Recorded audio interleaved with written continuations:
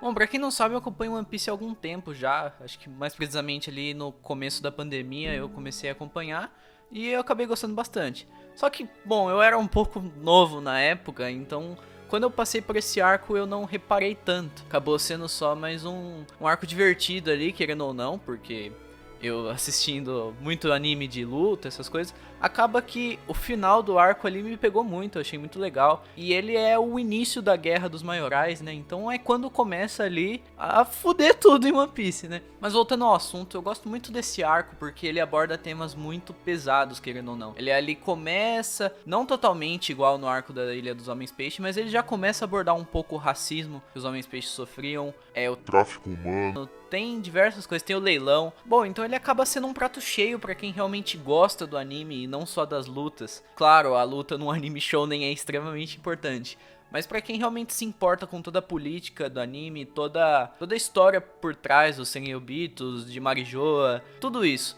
Então a gente vai fazer uma análise breve do arco, porque ele é um arco curtinho, são 22 episódios se eu não me engano, então dá pra gente resumir bastante e eu vou focar em alguns pontos que eu acho que são bem necessários pra gente comentar. Eu acho muito legal que por mais que Sabaody seja virada de chave de One Piece, Sabaody praticamente é o meio de One Piece, eles começa como um arco normal, eles estão lá no barco, decidindo pra onde vai, aí o Brook faz alguma piada, o Luffy quer comer, o Sanji vai gadar a Robin e a Nami, quando do nada aparece um bichão lá, eles acabam com o bicho e aparece duas pessoas, nesse caso são a Kame e o Papag, né, que a Kame é uma sereia e o Papag é uma estrela do mar do reggae. Quando do nada, ali naquele Dendemoshi, né, que é o caracolzinho telefone deles, o Hachi liga. Sim, esse mesmo Hachi do começo do anime, do Arlong Park. Liga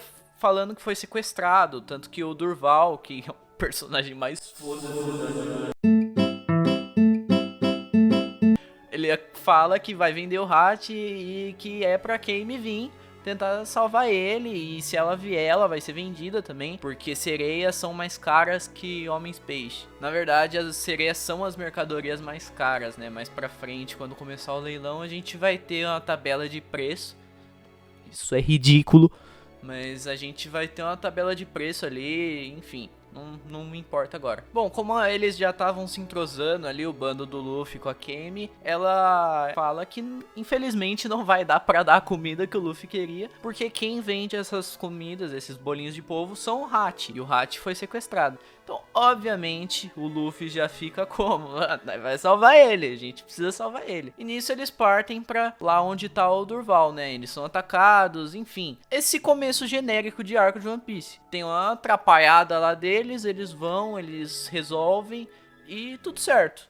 Aí eu esqueci de comentar, mas quando o Luffy encontra o Hachi, o bando inteiro reconhece quem que era o Hachi. E eles falam assim, não, a gente não vai resgatar, até por conta da Nami, por conta de um monte de coisa. Mas aí o Papag fala que se eles resgatarem o Hachi, eles vão pra Sabaody e fazem o revestimento pra poder ir pra Ilha dos Homens Peixe. E aí o Luffy vai, fica tranquilo, vai ajudar, até porque depois ele vai poder comer a comida do Hachi. E Luffy comida. Protagonista de Shonen e comida é foda, né? Vocês estão ligados. Então eles foram pra Sabaody e é aí que o arco começa a ficar um pouco mais sério. Eles estão lá tranquilo, estão curtindo, porque o arquipélago ele é dividido em 60 mangues, né? Na legenda que eu vi era mangues. Mas 60 ilhas, mini ilhas ali, onde cada ilha tem o seu foco. Então tem do 1 ao 29 são os onde não tem lei, é a terra sem lei. Aí do 40 a não sei quanto é comércio.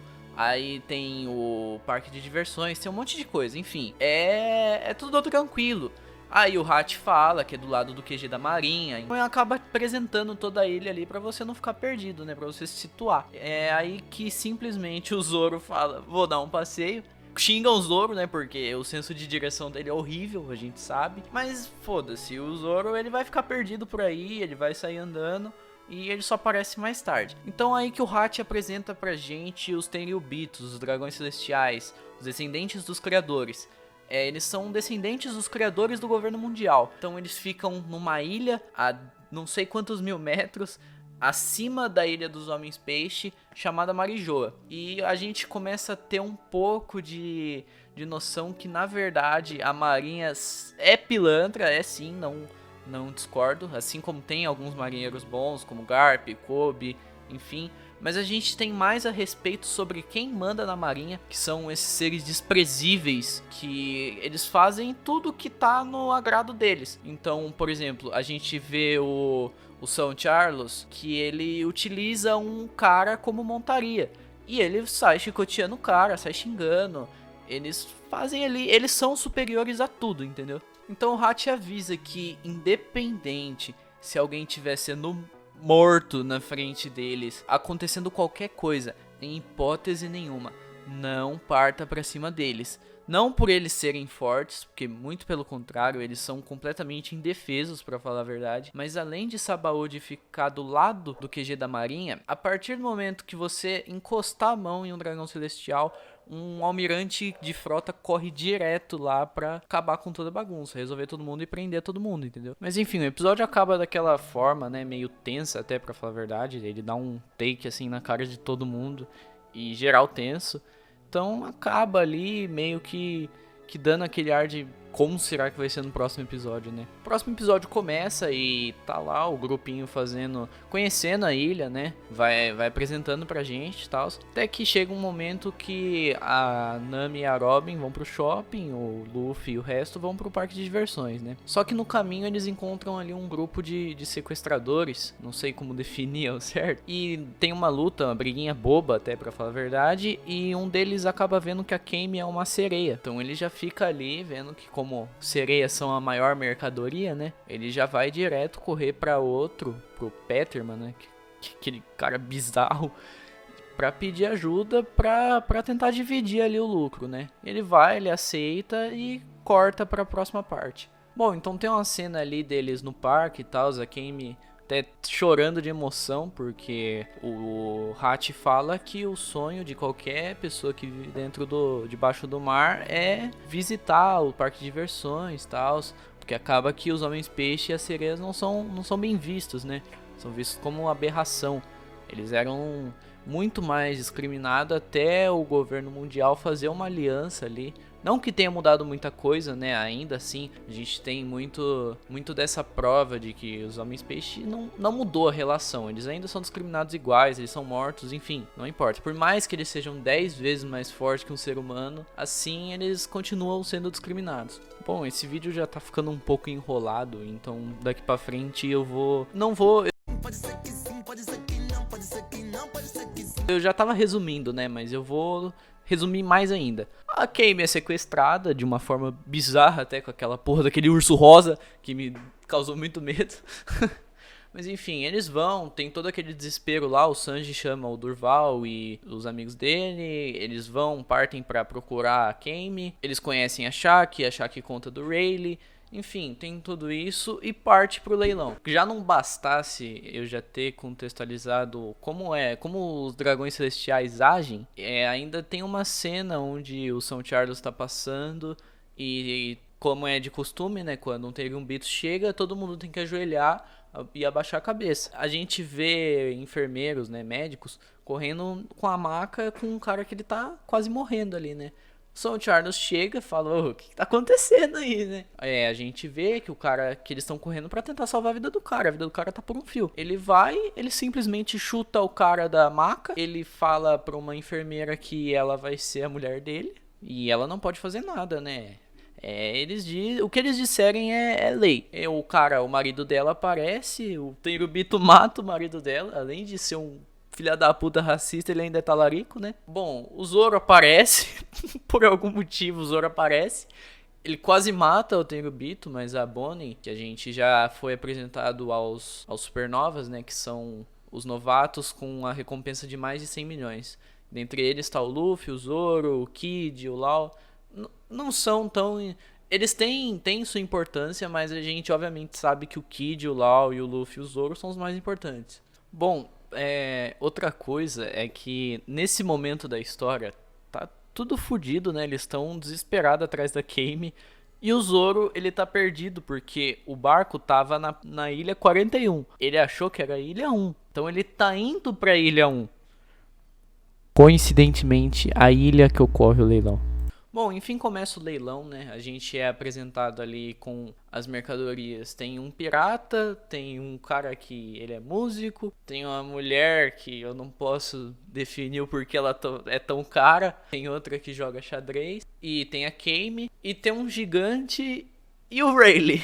Sim, o imediato do Roger tava ali. Bom, começa o leilão, a gente tem cenas que é só pra falar, olha, tráfico humano, enfim.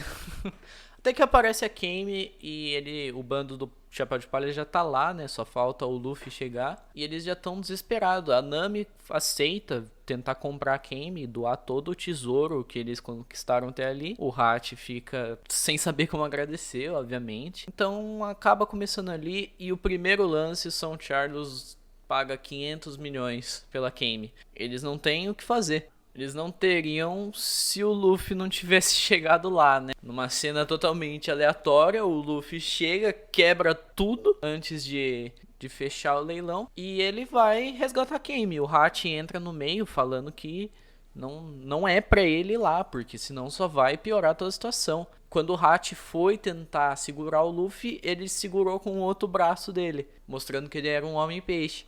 Todo mundo, aquela plateia ficou enojada, porque, meu Deus, é um homem-peixe, Eles completamente racistas. Então o São Charles simplesmente mete uma bala no Hat. O Luffy fica putaço em um soco que eu acredito que não foi... Ele não utilizou o poder da fruta, foi só raiva mesmo. Ele só socou com toda a raiva que ele tava sentindo. Em um soco, quebra totalmente o ritmo de One Piece.